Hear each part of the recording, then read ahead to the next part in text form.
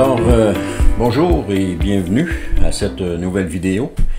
La question que je pose aujourd'hui, c'est: Jésus est-il déjà revenu? Et pourquoi je pose cette question-là? C'est que je me suis intéressé, à un moment donné, à un passage de Matthieu 10, 23, qui nous dit que, on va le voir là, dans le passage, mais qui nous dit que les disciples n'auront pas terminé de faire le tour des villes d'Israël, que Jésus allait être revenu.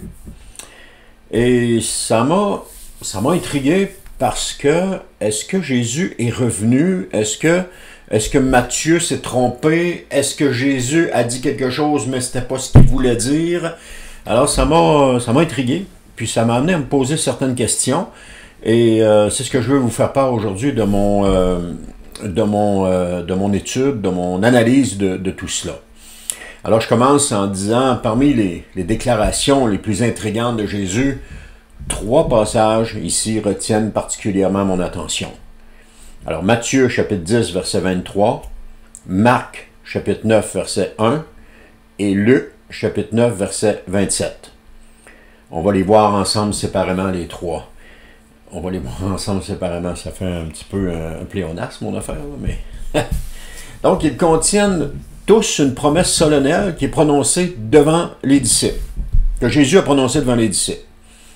Et ce que ça dit, c'est que certains d'entre eux verraient le Fils de l'homme venir, ou le royaume de Dieu venir avec puissance avant leur mort. Alors, selon Matthieu, est-ce que Jésus serait déjà revenu au temps des disciples? Parce qu'on sait que Jésus ne dit pas des choses qui n'arrivent pas. Jésus ne ment pas.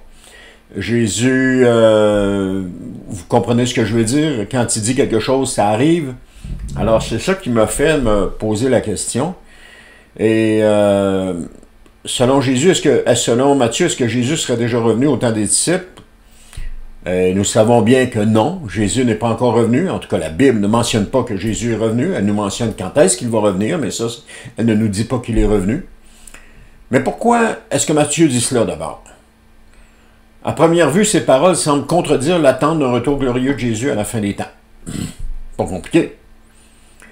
Alors, est-ce qu'elles ont été accomplies dans cette génération ou est-ce qu'elles parlent d'un événement futur?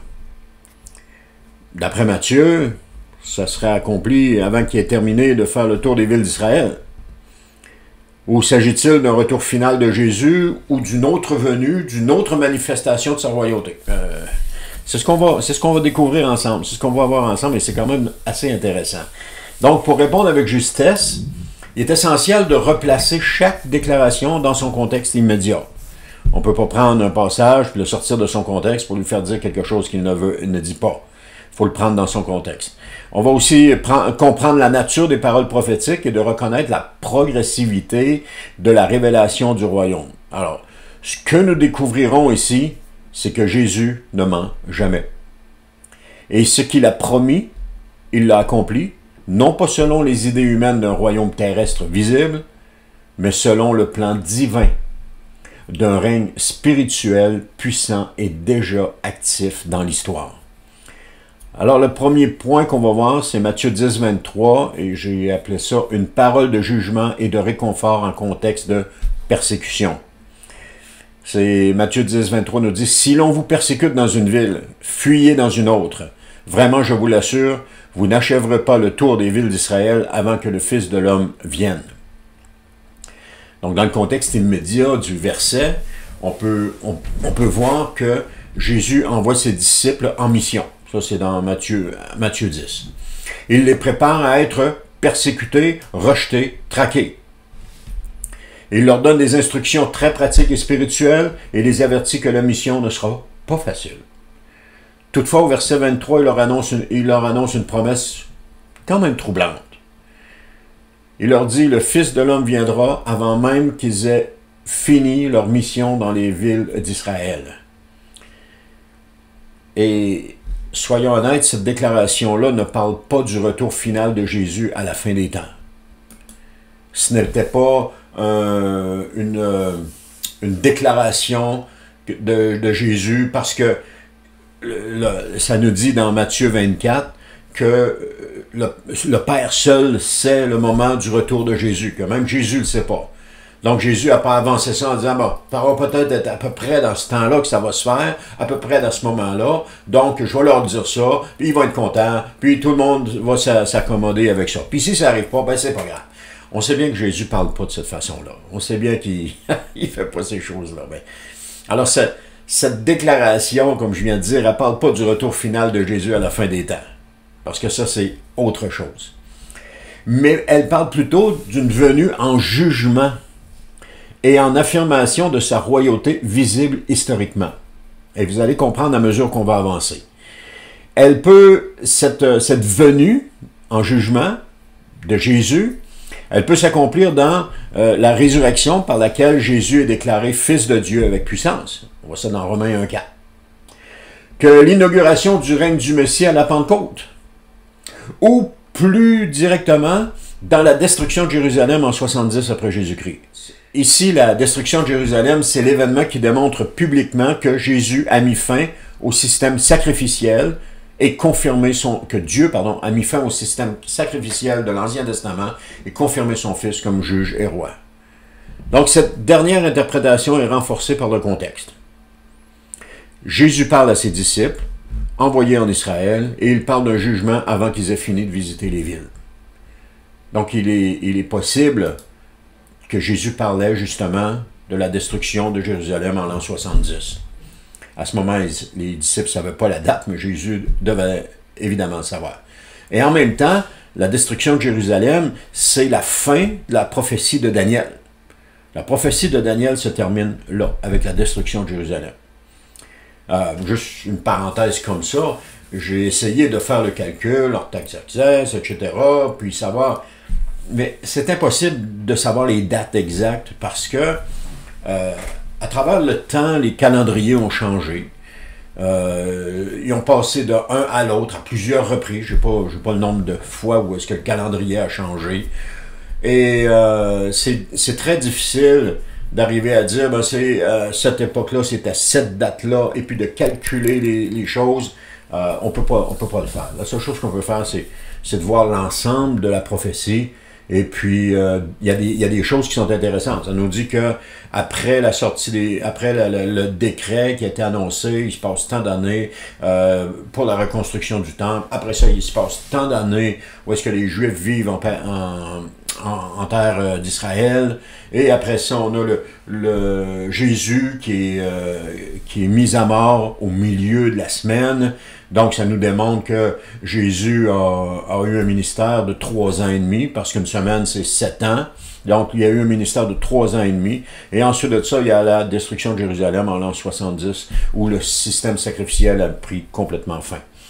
La doctrine du dispensationalisme place cette semaine-là à la fin complètement, mais c'est pas biblique de faire ça, parce que la semaine de Daniel, la prophétie de Daniel se termine là. Et il n'y a pas de semaine.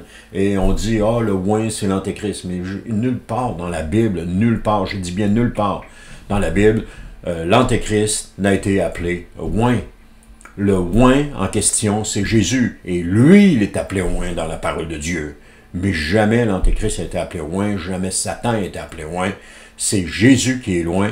Et point à la ligne. Donc, c'est des folies, là. C'est carrément des folies de prendre cette semaine-là puis de l'amener là. C'est juste pour essayer de justifier cette idéologie-là parce qu'elle ne tient pas la route. Donc, on essaie de patcher avec des choses. Donc, on sort des versets de leur contexte, on les applique là et puis on essaie de patcher. Mais ça ne tient pas la route. C'est comme partir un bâtiment croche puis essayer de le redresser en montant, ça marche pas, ça fait pas. S'il est parti croche, il va toujours être croche. Même si on essaie de compenser, ça va toujours être croche. On sera jamais capable de mettre ça droit. J'avais quelqu'un, à un moment donné, il s'est fait construire une maison, la structure seulement, il avait fait le solage, il avait monté la structure, puis lui, il finissait à l'intérieur. Et quand il est arrivé dans le mur du salon, il était comme ça. Alors quand même qui essayait on dit chimer en anglais, là, mais quand même il essayait de souffler le mur pour mettre ça droit, Lui, il était toujours croche, là. Ah, ici, à l'intérieur, ça avait l'apparence d'être droit, mais à l'extérieur, il était toujours croche. Donc, il y avait vraiment une bonne inclinaison. Donc, ils n'ont jamais été capables de le mettre droit. Enfin, ils ont arrangé ça pour que ça paraisse quand même pas si mal, mais c'était croche, ça restait croche, ça a toujours été croche. Donc, quand on prend des choses comme ça, qu'on sort des versets de leur contexte, qu'on les colle dans une situation, on se ramasse toujours avec quelque chose qui est croche et qui fait pas, là, Donc, qu'est-ce que je disais? Je ferme cette parenthèse-là. C'est donc pas un événement eschatologique lointain que Matthieu est en train de parler, mais c'est davantage une intervention divine dans leur génération. Et souvent, Jésus a parlé aux disciples et ils n'ont pas compris ce qu'il disait.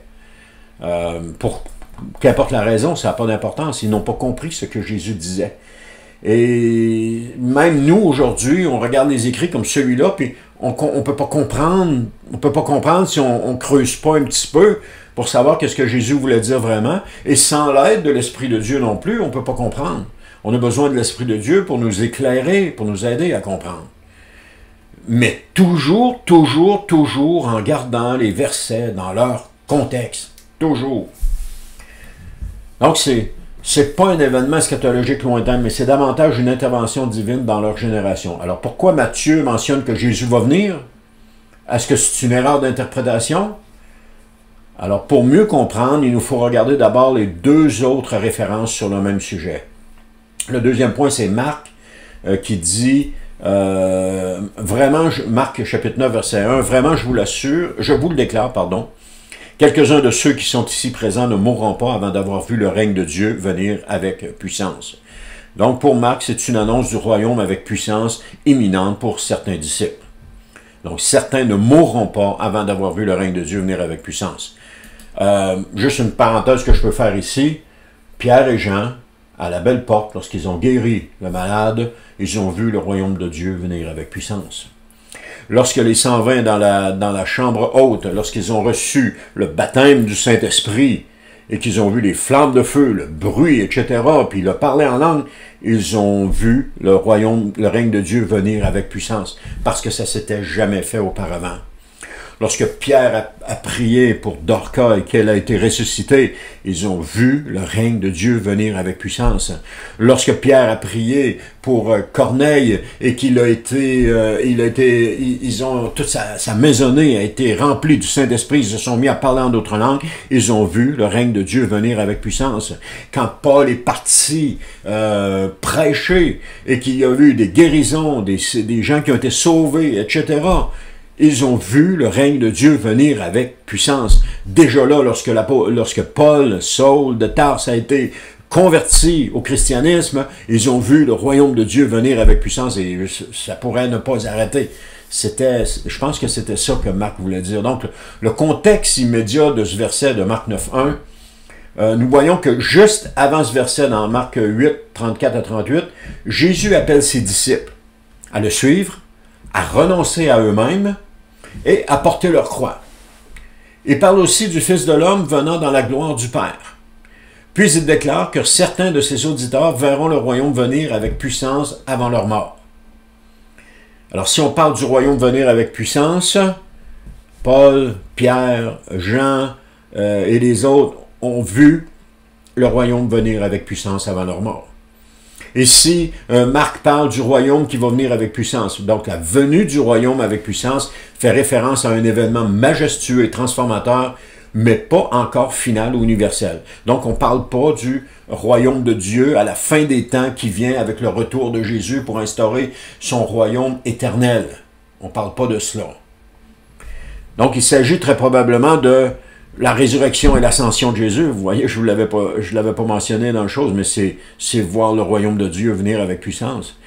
Mais c'est surtout la Pentecôte où le règne de Jésus est alors proclamé publiquement. On voit le royaume de Dieu venir avec puissance. L'expression « quelques-uns » renforce cette lecture, parce que tous ne verront pas la manifestation. Certains seront absents dans la chambre haute lors de l'événement ou encore mourront avant. Mais d'autres la verront de leur vivant. C'est un peu ça que Jésus est en train de dire. Donc la venue du royaume est donc ici une manifestation inaugural du règne de Christ, non son retour pour le jugement, et non son retour pour le jugement final. Maintenant, regardons Luc, qui va dans le même sens que Marc. Alors, le point 3, c'est une promesse semblable formulée différemment. Luc, chapitre 9, verset 27, nous dit « Je vous l'assure, quelques-uns de ceux qui sont ici, présents, ne mourront pas avant d'avoir vu le règne de Dieu. » Le contexte immédiat, encore une fois, de ce passage, comme chez Marc, nous démontre que ce verset suit un appel à renoncer à soi-même, à porter sa croix, à ne pas rougir du Fils de l'homme. Puis Jésus promet que certains verront le royaume de Dieu avant de mourir. Le sens est le même que dans Marc. L'expression « voir le royaume de Dieu » signifie percevoir activement une manifestation visible de l'autorité divine de Christ. Et cela n'implique pas la vision du royaume dans sa plénitude eschatologique, comme dans Apocalypse 21, mais bien l'entrée du royaume dans l'histoire humaine avec la venue de l'Esprit Saint, ou la confirmation du rejet d'Israël et de l'établissement du royaume spirituel dans la communauté des croyants. La confirmation du rejet d'Israël, ce que Jésus a fait. Jésus a tourné le dos à Israël parce qu'Israël ne voulait pas reconnaître Jésus comme étant le Fils de Dieu, le Sauveur de l'humanité. Donc Jésus a tourné le dos à Israël et ça a été la fin, ça a été le début de la fin pour Israël. Donc si on met ça en parallèle, j'ai fait un petit tableau, une synthèse théologique. Si on regarde Matthieu 10, 23, alors les disciples sont envoyés en mission. Hein, l'élément clé, c'est avant d'avoir fini les villes, la signification probable, c'est la venue du Fils en jugement dans les années, en l'an 70. Je dis bien signification probable. Marc 9.1, c'est les disciples présents, voir le royaume avec puissance. On parle de résurrection, on parle de Pentecôte, on parle de guérison, on parle de délivrance, on parle de baptême dans le Saint-Esprit, etc. Luc 9.27, les disciples présents, voir le royaume de Dieu. On parle de l'inauguration du règne de Christ spirituel et historique, un peu comme je viens de vous expliquer avec Marc. Donc, les points communs, c'est que Jésus ne parle pas ici de son retour final dans la gloire, mais d'une venue spirituelle et puissante dans l'histoire immédiate. Il annonce une affirmation de son autorité royale qui se manifestera dans leur génération devant les yeux de certains disciples. Et cette venue se manifeste sous plusieurs formes. Hein? Résurrection et ascension, victoire sur la mort, exaltation. Pentecôte, règne inauguré par le don de l'Esprit. Et destruction de Jérusalem, 70 après Jésus-Christ, acte de jugement contre Israël, apostat, fin du service sacrificiel et déportation des Juifs à travers les nations. Alors, la signification spirituelle pour l'Église aujourd'hui, c'est que ces textes nous rappellent une vérité essentielle. Le royaume de Dieu n'est pas reporté à plus tard. Il est déjà venu. On dit le royaume de Dieu. On ne parle pas du retour de Jésus, on ne parle pas de Jésus. On dit le royaume de Dieu, il est déjà venu. Il est déjà actif. Il est déjà visible pour ceux qui ont des yeux pour le voir. Et Jésus règne aujourd'hui.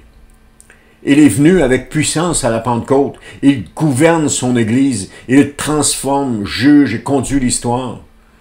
Le croyant n'attend pas que Christ devienne roi. Il l'est déjà. Et on n'a pas besoin de prier pour faire descendre le royaume sur la terre. Le royaume est déjà sur la terre, mais il n'est pas là pour frapper les regards. Alors le royaume de Dieu, nous dit Luc 17, 20 à 21, ne viendra pas de façon visible. On ne dira pas « Venez, il est ici » ou « Il est là », car notez-le bien, le royaume de Dieu est parmi vous. Donc le royaume de Dieu est déjà ici sur la terre. Nous sommes chrétiens, nés de nouveau, baptisés du Saint-Esprit, nous sommes citoyens du royaume de Dieu. Et nous avons comme roi le Seigneur Jésus. C'est indéniable. Le royaume est déjà ici sur la terre. On n'a pas besoin de faire descendre le royaume sur la terre. Il est déjà là. Donc, en conclusion, l'expression « venir » du Fils de l'homme dans Matthieu est souvent synonyme de l'établissement du royaume ou d'une intervention décisive de Dieu par son Messie. Dans le langage prophétique biblique, la venue du Fils de l'homme n'implique pas nécessairement un retour final visible. Et c'est là que ça accroche, parce que quand on lit ça, on s'attend tout de suite à un retour final visible. Et donc, on peut déduire que Jésus s'est trompé. Pauvre lui, il ne savait pas. Mais c'est pas ça. Donc, ça peut désigner la résurrection, dans Romains 1,4. Ça peut désigner la Pentecôte, dans Actes 2, 32 à 36. Ou le jugement de Jérusalem, dans Matthieu 24, 30 à 34, qui s'est effectué en l'an 70. Ou encore un autre acte décisif de Christ dans l'histoire. Marc et Luc parlent du royaume de Dieu venant avec puissance. Marc 9.1 nous dit le royaume de Dieu venant avec puissance, et Luc, voir le royaume de Dieu. Alors ces formulations qu'on voit dans Marc et dans Luc ne s'opposent pas à Matthieu, mais décrivent le même événement, mais sous un angle différent. C'est-à-dire que le Fils de l'homme qui vient, c'est le royaume de Dieu qui s'installe. Ce que Matthieu est en train... Les deux, Marc et Luc, sont en train juste de confirmer que c'est ça que Matthieu est en train de dire. Que le Fils de l'homme qui vient, c'est le royaume de Dieu qui s'installe. Car là où le roi vient, le royaume est manifesté. Ça va ensemble. Lorsque le roi se déplace, le royaume est manifesté. Alors les paroles de Jésus ne sont ni vagues, ni symboliques à outrance. Elles sont prophétiques, concrètes et accomplies. La venue du royaume que le Seigneur annonçait dans ces 3 versets s'est véritablement réalisée. Non dans un retour apocalyptique, différé, mais dans une venue puissante, spirituelle et royale. Déjà perceptible dans son ministère, dans sa résurrection, dans l'effusion du Saint-Esprit et dans les événements prophétiques qui ont marqué la génération des apôtres. Ainsi, l'Église d'aujourd'hui n'attend pas passivement que le royaume vienne. Elle n'a pas besoin de faire descendre le royaume sur la terre. Elle vit déjà sous l'autorité, sous son autorité. Le croyant vit déjà dans le royaume de Dieu sous l'autorité de Christ, qui est le roi. Christ est mon roi. Christ est mon Seigneur.